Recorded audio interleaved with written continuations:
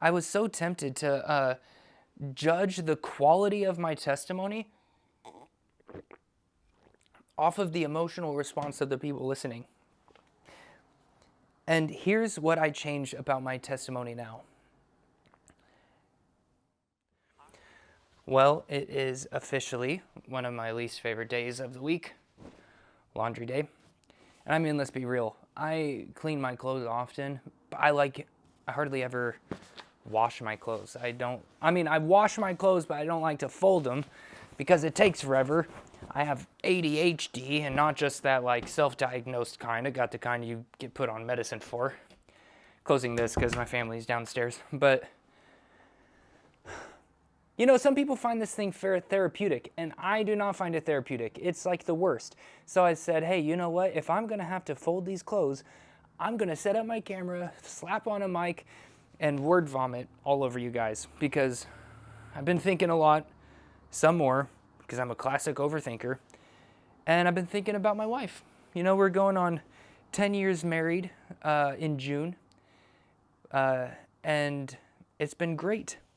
But my wife is very sentimental, which I think is great about her, because I'm not sentimental, and I'm the kind of guy that would like lose our wedding video. Not because I don't care about it, because I really care about it, but just because like I was there and I was very present at that thing. I really remember the fact that all I wanted for the wedding was a coffee bar. And I went through all the things. I ordered this really special coffee from Pittsburgh, and the power went out. And I never did get the coffee. And then my old grandma, you know, she poured water from that like coffee carafe thing. And it's like the weakest water you've ever tried in your whole, the weakest coffee. It was just water with like a little rust color to it. And my dad was like, Grandma, that's not actual coffee. It's not hot. It's not percolated. And she's like, oh, I always put water in my coffee. We're like, you're so sweet, Grandma, but that's gross. But anyway, as my wife has been sentimental, the thing she's been sentimental about lately is my old teaching videos, which is part of the reason why on my sermon breakdown podcast, I did one of my oldest sermons. I broke it down and I talked about it. It was awful. But she's been looking at some of my old sermons, and it's been kind of fun, but also like super cringe at the same time. But one of the things that I was thinking about with my old sermons was the way that I shared my testimony.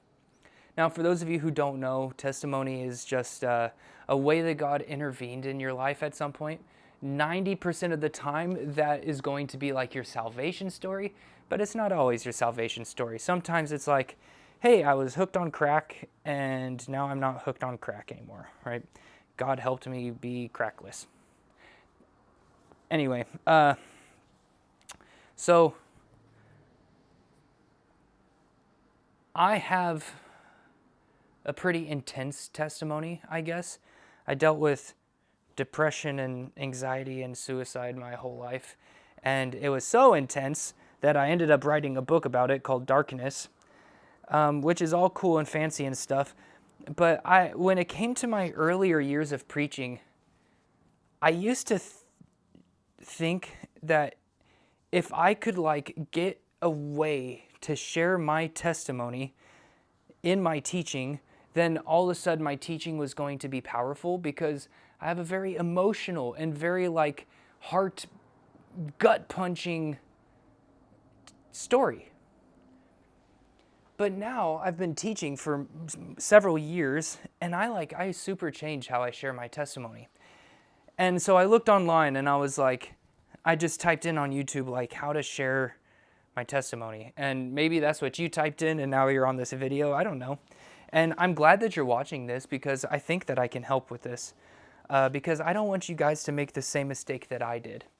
But when you search that online, you get like 3 tips on sharing your testimony, or how to make your testimony stand out. I don't know, just stuff like that. I don't have 3 tips for you guys, but I do have one major thing that I've learned that I wish I knew way earlier in life, because I feel like I've shared my testimony badly more times than I've shared it well. And I wouldn't have, if you were to talk to me about this 5 years ago, I wouldn't have agreed, because it's like, Peach, every time you share your testimony, like, people are crying and people respond and they talk to you after and they share how much your testimony meant to them. And like, that's all good. I'm not knocking that, like, but here's the thing. I have found a way to manipulate the emotions of people using my story. Because at the very end of my testimony, what happened was I was like at one of my darkest moments in my life. I've already tried to, like, you know, kill myself or unalive myself like multiple times. And I sat in this mukke, which is Inupiaq word for sauna. And while I was in this sauna, I just prayed like, hey, God, will you take my life for me? Because I'm not going to do it. I want to, though. So can you take it? And long story short, it was like God took me out of my body, brought me up, and I thought that he answered my prayer. And then he asked me if I wanted to stay with him, and I said yes. I'm trying to fast forward through this because it's not super relevant. And I said, yeah, I definitely want to stay. Keep me here. And then as I was just hanging out, I saw a line of people, man, woman, child, every nationality, whatever. And they were all walking into hell. And then I got super pissed off. And I was like, God, why are you letting me see this, dude? I have experienced so much heartache, so much whatever. I mean, I'm really giving God, like, my pity story. And I was like, I shouldn't be seeing this stuff, dude. And he said, hey, he didn't say hey, but he said, these are the people that I called you to. If you don't go out and reach them, nobody else will. And then the clearest thing that God ever said to me is, are you willing to suffer so that they won't have to? And man, when I would share this testimony at our youth camps and at church services, and I get to that line, are you willing to suffer so that they won't have to? Which is really what I believe God said to me. And this was like a thing that I feel like actually happened. And it changed my life. And I could say this thing in such a way where all of a sudden everybody in the audience just broke down and they were emotional and they were driven to these tears. And sometimes the tears were loud and like, I was so tempted to judge the quality of my testimony off of the emotional response of the people listening. And here's what I changed about my testimony now. I keep the sin kind of off to the side, and I keep Jesus front and center. Because when I used to share my testimony, I talked for 19 minutes straight about how terrible my depression was and how bad I wanted to hurt myself. And I talked about I'm going to hang this one up, so I'm just setting it off to the side. Don't judge me. That's not how you fold that. I know. I suck at folding. But I talked so much about how bad everything was.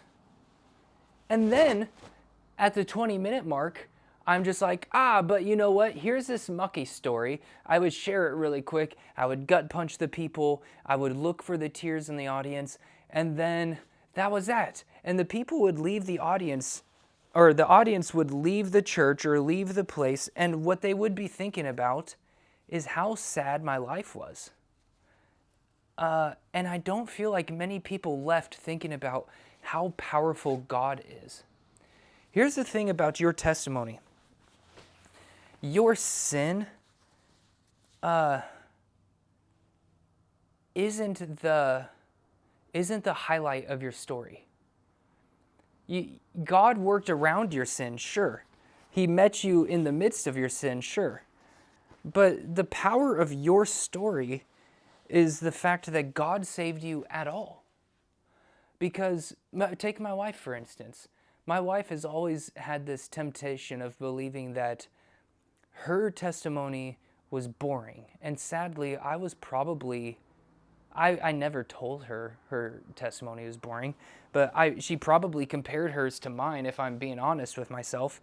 And she would say like, all that's ever happened, like I grew up with like Christian parents. My dad was a pastor. I got saved when I was pretty young. And I just like always tried to do good, and God helped me, and I have like a great life. But here's the deal. Coco, when she was not a believer, deserved every single bit of God's wrath against sin and God's judgment, and she was dead in her sin every bit as much as me over here who was just trying to stay alive from day to day. And you take testimonies like mine and you're like, yeah, but God like worked so hard to get you. No, he didn't. He didn't work that hard to get me. You know how I know that? Because God doesn't have to work. He doesn't have to work hard, let's say it that way. When God made the heavens and the earth, he just made them. He just made them. He didn't sweat. He didn't do it by like the sweat of his brow, and he didn't like use elbow grease and like go in there and like shape the mountains and like, was like really sweating over it. He just spoke. He was just like, let there be light. And all of a sudden the sun was there and everything was created. And the reason why we know that is because God's omnipotent. That means he's all powerful. There is nothing that is outside the realm of his ability, and he doesn't have to work for any of it. So God worked just as hard to save me as he worked to save Coco or Savannah. I don't know which one she likes to go by online, but I call her both. So it's easy to fall into this temptation of thinking, man, my story just isn't good because God didn't save me from much. He did. He did save you from a lot. Now, some of us are saved from more. This is being hung up too. I not only got saved from my sin, but I got brought out of this like lifestyle of just wanting to kill myself, and depression. And but it was a long road. Even after I got saved, I still had to go to counseling. I got on medication. I put in the work, dude, because I didn't want to live like that. And so, yeah, God took me out of that, and I'm extremely grateful because of it. But the power of my testimony and what I wish I knew back then wasn't to highlight my sin. I wish instead that I talked for 20 minutes about how good God was and for 1 minute about how bad my sin is. And you might be tempted to think like, well, but if I can share with people how bad I was, then God is going to look like that much more powerful and that much more strong. That's not how it works, dude. This is the same issue that the people in Romans had. In Romans 4, 5, and 6, Paul, like I know specifically in chapter 4, he says, are we to sin that grace may abound? And then in chapter 4, he shares like, does our sin like highlight the grace of God? And no, it doesn't. Think of it like this. Like at jewelry stores, you go into a jewelry store and they have like a black velvet background. And then they have like this mannequin hand that looks like this, and it's usually black and velvet. And then you have like a big old fat, let's use this. You have like a big old fat ring right here. And it's usually gold or diamond or whatever. And they do that with like a nice light on it because the black contrasts that gold and makes it look even brighter and even shinier. And so we think that our sin is this like black background, and we think God is like this gold ring, and we think that if we can make our life look darker, then we can make God look better. But God doesn't need your help to look better. God is just all the way good. In Isaiah 6, it says that he's holy, holy, holy. He's holy to the superlative degree. He is holiness. You cannot add or take away from how good he is. You can't. You can talk as bad about God as you want, and you're not going to make him any less good. And you can talk as good as you want about God, and you're not going to make him any better. He doesn't need our help to look good. He just is so good beyond all of our recognition or cognition. And even in heaven, we're going to be just constantly learning for eternity about how good he really is. So the power of your testimony, when you get up on stage or you go to your small group and you share it, isn't how bad you were. Your testimony really isn't about you. Your testimony is the goal of it is not to draw people to an emotional reaction. Our goal is to get people to the place of realizing that, oh my gosh, God saved you and you were struggling and he saved you, and maybe he will save me too. And then they run to the Savior. They run to King Jesus because they saw what he did for you and they want that for themselves. Now, what I'm not telling you is to not talk about your sin at all. And here's why. Your sin is important to share. If you struggled with pornography your whole life, dude, share it. Tell people, I struggled with porn, but God saved me from it. What you don't need to do is say, I struggled with porn so bad that I would do this and this and this, and I would look at this and this and this, and I would try to do this and this and this, and get into those nitty gritty details that are really unnecessary. It's okay to say, I was addicted to looking at stuff online. It's not great to go up on stage and get into details that might actually bring up stuff out of people's lives and even potentially cause them to fall back into their sin if they're struggling with the same thing. Now, the reverse side of it is if you tell people, hey, I struggled with porn, but God encountered me in this way, and this is the effect that it had on my addiction to looking at stuff online. Then the people in the audience go, oh my gosh, I also struggle with looking at stuff. And if God saved them from that, maybe he'll save me from that too. And so our testimonies are supposed to be a beacon of hope, and they're supposed to be light, and they're supposed to share with people about the goodness of God, and people are supposed to come to the knowledge and realization of God through our testimony. Think about the woman at the well in John chapter 4. So this woman was sitting at the well, and Jesus came up and he's like, hey, where's your husband? And she's like, I ain't married. And he's like, I know that you've been married 5 times and the boy you're with now isn't your husband. And she's like, oh my gosh, this is wild. And so what did she do? She went out and she told everybody. And then John 4 at the end, 37, 38, 39, says that the woman went out and told everybody, and many came to believe in Jesus because of her testimony. Jesus didn't, or the woman went out and said, he told me everything that I did, but she didn't go out and get into crazy detail about everything. Look at this. It looks like my legs are out in front of me and touch my toes. Okay. But she didn't go out and tell everybody all the details about all of her husbands and everything they did together. She just shared, Jesus encountered me in this way, and they responded to what Jesus did. That is the power of your testimony. So, my recommendation, share your sin. Don't be ashamed. Let people know that you struggled with whatever. Don't highlight or glamorize your sin. Don't glorify your sin over glorifying Jesus. And make sure you bring everything back to God. Saying hey, this happened to me in my life, and back then I didn't feel Jesus. I didn't even believe that he was real. But now when I look back, I can see that he was working in this way at that moment.